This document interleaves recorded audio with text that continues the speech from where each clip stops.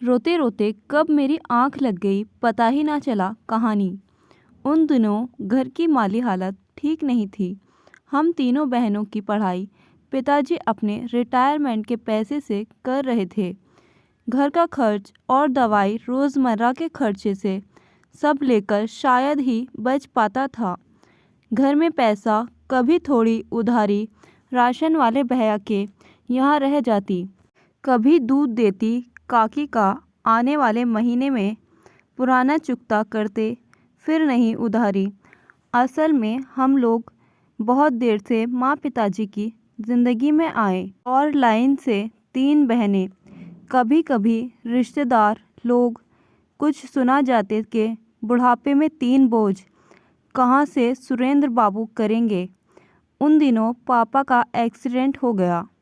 किसी साइकिल वाले ने पी रखी थी और रास्ते चलते पिताजी को टक्कर मार पिताजी के कूल्हे की हड्डी टूट चुकी थी।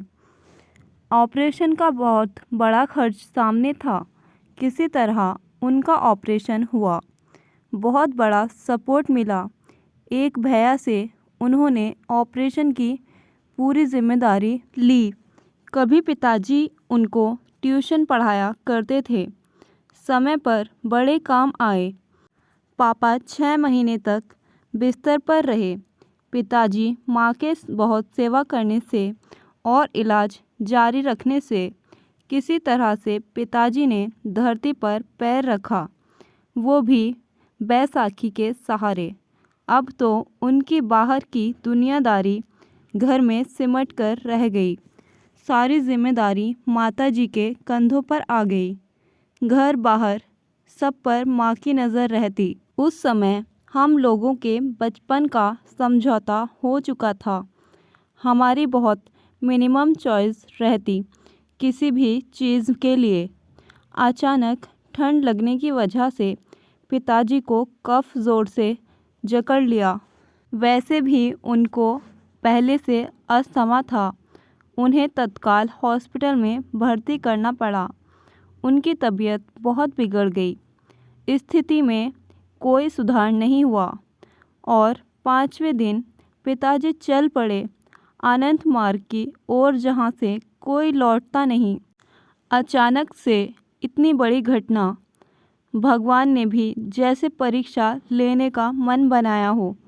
बहुत कष्ट का समय था। अब माँ और 3 बेटियाँ, कोई सहारा नहीं। बहुत मुश्किल। सभी ने हिम्मत और ढांढस बनाया। समय धीरे धीरे सभी घावों को भर देता है और बात पुरानी है, लेकिन जब विचार में आ जाए तो लगता है जैसे कल ही हो। ये मेरी सबसे प्यारी सहेली के साथ घटित सच्ची घटना है। ये सब बीते दिनों की यादें सोचते सोचते कब इसके आंसू छलक पड़े और रोते रोते कब उसकी आंख लग गई पता ही ना चला। तीनों बहनों का अब अपना घर परिवार है और माताजी गांव के घर में रहती हैं। बेटियां आते जाते रहती हैं। वैसे बेटी ने सारी सुविधाएं कर रखी है अपनी माँ के लिए।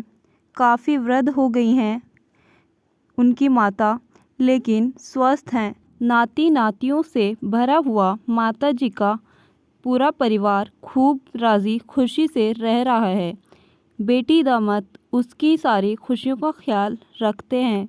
बेटी दामाद उनकी सारी खुशियों की ज़रूरतों का ख्याल रखते हैं। एक छोटी सी कहानी, उम्मीद है आपको पसंद आई होगी। धन्यवाद। चैनल को सब्सक्राइब करना ना भूलें। Thank you.